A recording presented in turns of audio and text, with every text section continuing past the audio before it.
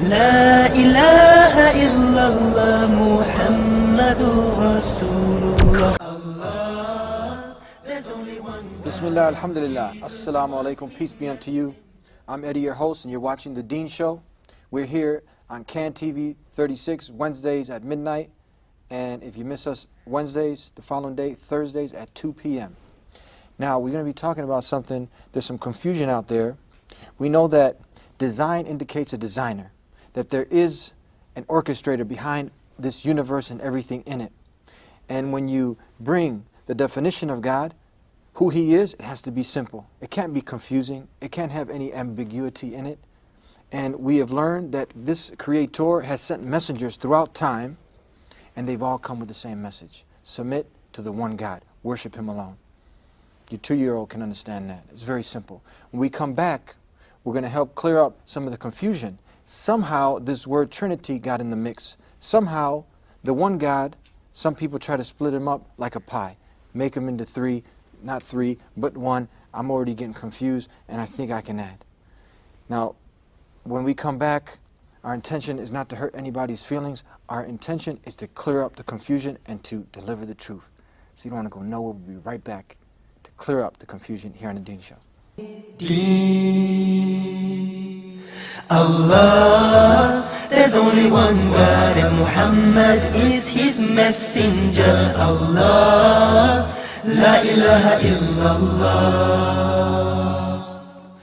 Allah, there's only one God and Jesus was His messenger. Allah, La ilaha illallah. I don't know why I did that. Maybe it's just to break the ice. And we're back here on The Dean Show, and our guest today, Kemal, my brother and your brother. How are you? El Mekki. Alhamdulillah. How's it going? Alhamdulillah. Wa alaikum salam wa rahmatullahi wa barakatuh. You're back in Chicago. Loving it here. You've been here before? The weather's great. Yeah. Been here many times before. Yeah. So we've had you on the show before. People can go to thedeanshow.com. You have your own section there, and they can view some of the past shows that we've covered. Now, you heard me introduce the topic about the Creator, about the confusion. God is not the author of confusion. He makes things simple. Human beings make it complicated. So we want to kind of try to unravel things and bring things back to their pure state. We don't want to offend nobody. Great. We just want to deliver the truth. We're going to kick it off with this Trinity. What happened here? Where did this come from? Excellent. First of all, Bismillah ar-Rahman ar-Rahim, Alhamdulillah, wa salatu wa salam ala Rasulillah. I want to first start by just relaying now a story of something that happened when I visited Thailand. Now, when I visited Thailand, I was about 7 or 8 years old. All right. So now I'm not trying to be funny. I'm not trying to be a wise guy when I tell you this story. So this is just basically the observations of an 8 or a 7-year-old. I can't even recall how old I was at the time. And I had my siblings, brothers and sisters with me. Every store you enter in Thailand or home or shop, you find they have a small statue of with their god, and they put food in front of the statue. And then because it was summer, the food would dry up, so they would throw it away. They would put new fresh food. This might happen twice, 3 or 4 times a day, depending on what they put, how it dries up. And they do it again the next day, a number of times a day, and they keep doing it multiple times per day for many, many years. So some of them for 50, 60 years have been changing the food for the idol, for the god, for so long. Now, just the observation of a 7 or 8-year-old, we used to, me and with my brothers and sisters, we'd look at them and we'd laugh. We would say, don't they realize that he hasn't ever eaten? Don't they ask him when you take the dry food away, you know, you haven't taken a bite in the last 40 or 50 years. This is what we were saying back then. It's not because, now this is my point behind this story, it's not because the 7 or 8-year-old was smarter than the 60-year-old who was constantly changing the food for his entire life. It's simply that the 7 or 8-year-old was viewing the incident from outside of what we call the box. Because the person changing the food is inside the box. The box is a frame of mind, a thought process. You believe certain things about it, and because you look at it from within the box, you don't see what's wrong with it, you see? Now, let me take the viewers to something that they might have looked at from outside of a box. On the Discovery Channel, there's a clip where there's this man taking care of a temple where it has thousands and thousands of rats in India. And basically he believes obviously that these are reincarnated souls and so on and so forth. So he feeds them and he sits on the floor, and you've probably seen the clip. These rats are all over his head, his shoulder, and then just thousands of rats. Now, because he is inside the box, he sees himself taking care of the souls of his reincarnated, I don't know what you call them, brothers, sisters, what have you. But because we view it on the Discovery Channel outside of the box, to be honest, and I'm not trying to be funny, we just see a guy with a bunch of rats on his head. Let's be honest. Yeah. Because we're viewing the incident from outside of the box. Outside the box.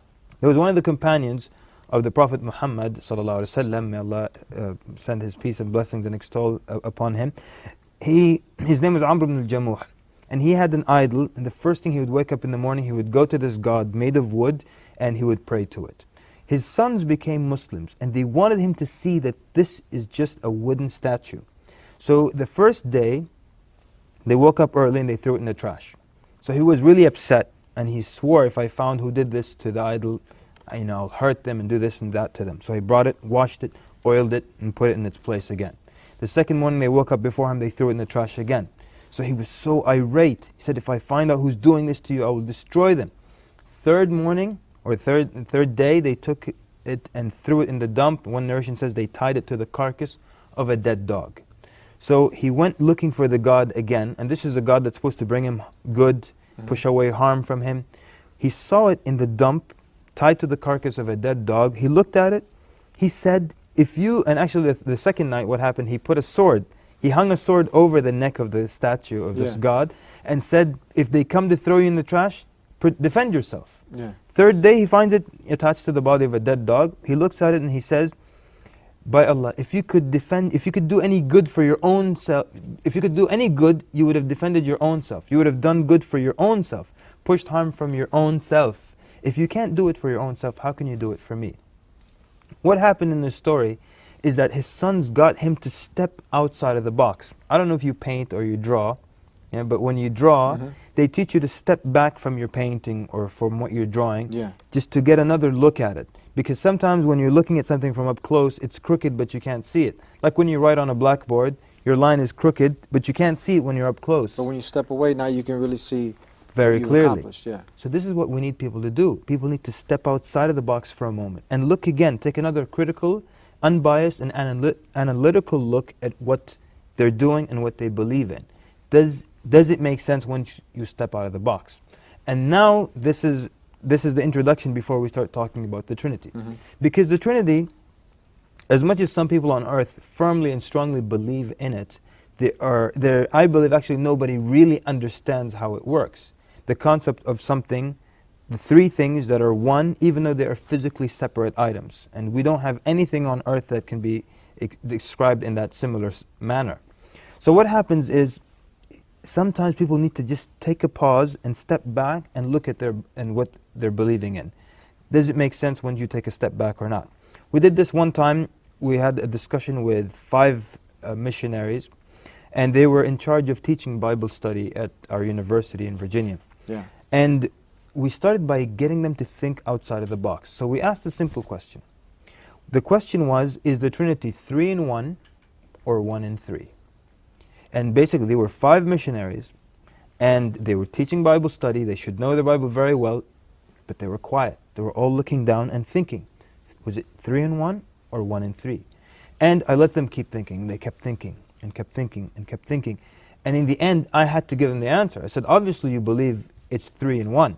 Because if you say 1 in 3, you're admitting to worshipping 3 gods. Suddenly all of them start saying, yes, you're right, yes, absolutely, you're right. Expound on that for a second. How did you clarify this? How do they worship 3 gods if they said 1 and 3? Because if they say we worship one God who is in 3 different places, they're admitting to 1, 2, 3 different gods.